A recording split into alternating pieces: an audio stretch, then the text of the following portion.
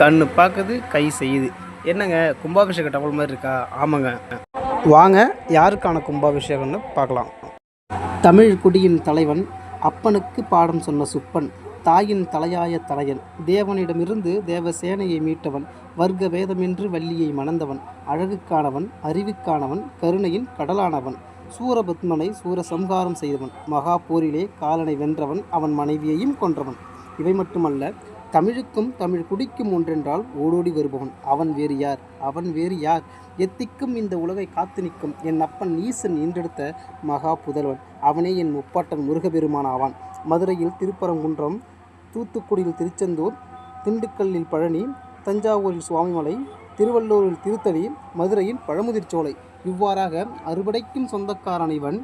இம்முறை எம் மக்களை காத்தருள 7/7/2025 அன்று திரு சுப்பிரமணியார் சுவாமியாக எழுந்தருளி அருள்பாலிக்க உள்ளார். ஆகையால் அனைவரும் வாருங்கள், என் அப்பன் முருகபெருமானின் அருளை பெறுங்கள். மறக்காமல் கமெண்டில் போயிட்டு ஓம் சரவண பவ அப்படின்னு டைப் பண்ணுங்கள். நன்றி, வணக்கம். அடுத்த வீடியோவில் பார்க்கலாம்.